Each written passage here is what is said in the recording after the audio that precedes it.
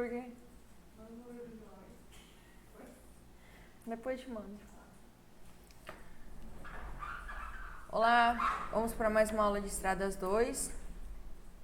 O tema da aula de hoje é deformação permanente. Bom, com relação à deformação permanente, a gente vai falar sobre a definição, o que é, né? Ensaios, o ensaio em si, os resultados e os modelos de deformação permanente. Bom, com relação à deformação permanente que a gente vai tratar nessa aula, é voltada para materiais de subleito, subbase, base, né? Não é deformação permanente do revestimento, né? Então, do CBUQ não é esse o ensaio, né? Não é esse o procedimento para a gente determinar a deformação permanente na camada de revestimento. Essas aqui são as camadas de subbase, base, reforço, subleito, certo? Para solos em materiais granulares ou materiais estabilizados. Bom, a definição de deformação permanente nada mais é do que o acúmulo, né, das deformações plásticas dos materiais. Então, esse acúmulo de deformações plásticas vão causar o que a gente chama de afundamento de trilha de roda. Esse afundamento ele está diretamente relacionado com a segurança, né, da pista. Por quê? Em caso de que venha a chover, né, a água acaba empoçando aqui nessas trilhas de roda e aí o carro acaba aquaplanando, né, porque a água não consegue sair né, para os elementos de drenagem que ficam à borda da rodovia. Então, a deformação permanente ela está diretamente relacionada com a segurança, né, da minha via e de onde eu vou estar trafegando. Bom, e aí o ensaio? O ensaio de deformação permanente, né, é feito no mesmo equipamento que é realizado o ensaio de módulo de resiliência e o procedimento de moldagem do corpo de prova, no cilindro tripartido e tudo mais é o mesmo. Quais são as diferenças, né, entre o ensaio de módulo e o ensaio de deformação permanente? O ensaio de módulo de resiliência ele é realizado na frequência de 1 Hz e o ensaio de deformação permanente ele é realizado na frequência de 2 Hz. Então tem essa diferença. O ensaio de deformação ele é feito um único par de tensões em um corpo de prova. Então eu preciso ensaiar para eu ter um modelo que seja um modelo estatisticamente confiável, né, válido. Eu preciso de ter pelo menos 6 ensaios, que a gente chama de 6 pares de tensões, né? Então eu vou fazer esse ensaio com 6 pares de tensões ou com 9 pares de tensões, né? Que são os pares de tensões que são apresentados na norma. Eu preciso moldar um corpo de prova para cada par de tensão. Por quê? A deformação plástica, né? Ela vai ser uma deformação acumulada ao longo dos golpes que eu vou dando no meu corpo de prova.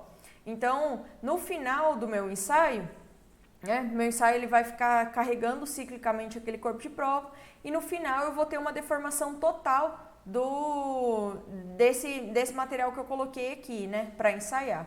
Então aqui tem um vídeo, né, onde mostra o ensaio em execução, né? Deixa eu ver se... Esse barulho, né, é da própria prensa e o pistão está aplicando aqui uma carga de 2 Hz, né, numa frequência de 2 Hz. Eu tenho a tensão confinante, que é feita com ar comprimido, e eu tenho a tensão desviadora. E aqui estão meus elementos, né, os 2 LVDTs, que eles captam qual que é esse deslocamento do meu corpo de prova. Então, eu consigo medir qual que é a deformação a cada golpe. Além da deformação a cada golpe, eu consigo depois verificar qual que é a acumulada, né, ao longo desses, né, 150 mil golpes que eu vou dar no meu corpo de prova, por exemplo. Então, é um ensaio bem demorado e esse ensaio, eu tenho que fazer para cada par de tensão, eu preciso moldar um corpo de prova. Diferente do meu módulo de resiliência, que eu posso fazer em um corpo de prova, né, variando as tensões. Beleza. E aí, qual que seria o resultado desse meu ensaio, né? O resultado desse meu ensaio vai ser nada mais, nada menos, né, que a minha deformação permanente acumulada. Então aqui eu tenho 0 golpes, Óbvio que no começo do meu carregamento as deformações vão ser maiores, né? E a maioria dos materiais em regiões de clima tropical, que é o caso do Brasil, né? Eles têm uma tendência que a gente vê nesse gráfico, uma tendência que a gente chama o acomodamento. Então, nos primeiros golpes são deformações significativas e depois ele tende a acomodar. Então, aqui ó, foram aplicados mais de 140 mil golpes, né? Então, o meu ensaio fica rodando lá até completar esses ciclos aqui de carregamento. Bom, e aí, só que notem que essa linha, né, desses gráficos, então cada linha dessas aqui representa um par de tensão. Então aqui eu fiz um par de tensão 40-40, né, que está aqui embaixo, e a maior foi de 120-360, né? Essa relação entre par de tensão, né, é a relação que eu tenho entre a tensão confinante e a tensão de desvio que eu estou aplicando ali em cima do meu corpo de prova. E aí, a gente pode notar que eles tendem, né, a estabilizar. Só que é difícil de verificar se está estabilizando mesmo ou se não está estabilizando. E aí a gente avalia esses dados, né, de uma forma que fica mais fácil, digamos, de identificar esse acomodamento do meu material, que seria esse gráfico aqui. Esse gráfico, é o mesmo solo, né, que eu mostrei anteriormente, só que o gráfico representado de maneira diferente. Então aqui no eixo Y, né, eu vou ter a taxa de acréscimo da deformação permanente, né, e aqui embaixo eu vou ter no eixo X a deformação permanente vertical acumulada, né. Então eu represento de maneira diferente o meu gráfico e aí eu consigo observar melhor. Olha, para os primeiros pares de tensões, né, ó, para o 40-40, ele praticamente acomodou, né? Para os pares maiores, por exemplo, 120-360, a curva já teve um outro tipo de formato, então um outro comportamento. E aí, quando a gente tem, né, uma taxa de acréscimo de deformação que chega a 1 vezes 10 a menos 7, que seria o zero matemático, né? A gente diz que o material entrou em shakedown, ou seja, ele acomodou. Depois que o tráfego passou por ali, significa que não vão ter deformações plásticas excessivas, né? Deformações plásticas importantes depois de uma quantidade de passagem do eixo que foi estipulado. Bom, e esses outros aqui, né? Como que eu avalio? A normativa, ela traz esses modelos, né? O meu material ele pode ter o comportamento A, que seria um comportamento mais próximo do eixo vertical possível, né? Então, quanto mais paralelo ao eixo vertical, melhor seria o meu material com relação à deformação permanente. Do comportamento B ou do comportamento C, né? Que eu vou ter um escoamento plástico e consequente contribuição para a deformação permanente. Então, quer dizer o quê? O meu pior material possível, né, seriam aqueles que não acomodam. Ou seja, aqueles que, com o passar do tráfego, né, com o passar do carregamento, eles continuam deformando, né, até o final do ensaio ele ainda continua deformando.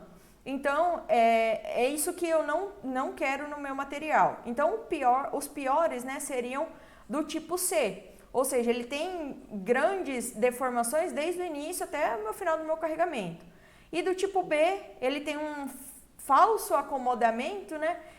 Mas na verdade depois ele acaba deformando bastante. E aí, Guimarães, 2009, ele apresentou um outro, né, tipo de comportamento dos solos, que foi caracterizado como típico de solos do tipo tropical, né? Que seriam os solos do tipo AB.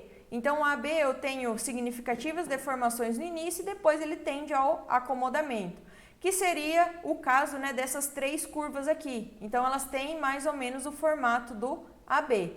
Nesse caso, né, desse gráfico, eu teria o meu material funcionando para baixos níveis de tensões, né, para tensões menores, um comportamento A. E para outras tensões mais elevadas, né, eu teria o comportamento do tipo AB, certo? Então, os piores, digamos assim, seriam do tipo C e do tipo B.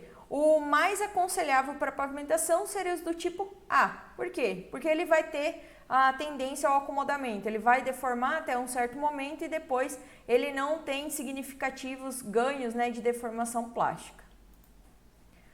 Beleza, só que isso é só análise gráfica, né? Assim como no módulo de resiliência, para deformação permanente também foi criado um modelo. Existem, né, N modelos disponíveis, né, nas pesquisas. A que foi adotada aqui no Brasil e é normatizada é a proposta de Guimarães 2009. Então, eu tenho lá minha deformação permanente em porcentagem, né? E os parâmetros PSI1, PSI2, PSI3 e PSI4, que são parâmetros da regressão. Então, vou fazer a análise estatística, vou regredir, né? Vou fazer a regressão desses dados, dos ensaios, e aí vou obter esses parâmetros, PSI1, 2, 3 e 4, para compor aqui o meu modelo.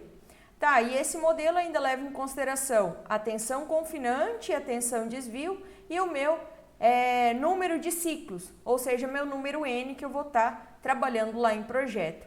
E ele utiliza, né, a tensão de referência, que seria a tensão atmosférica. Bom, então esse é o modelo mais conhecido no Brasil, né? E é um modelo que está normatizado hoje na DNIT 179 de 2018. Eu trouxe um exemplo aqui também de um material que ele é todo o comportamento, né? Para todos os pares de tensões, ele teve o comportamento do tipo A, então ele está, né? Quase todos os resultados são bem paralelos ao eixo Y. Então, essa avaliação aqui gráfica é importante, assim como, né, o modelo. Então, quando a gente está utilizando softwares, o que a gente vai colocar de informação para o software do nosso solo, das nossas britas, né, vai ser esses valores aqui, PSI1, PSI2, PSI3 e PSI4. Então, é isso que a gente vai utilizar, por exemplo, no dimensionamento do Medina. Bom, e era isso. Então, até a próxima.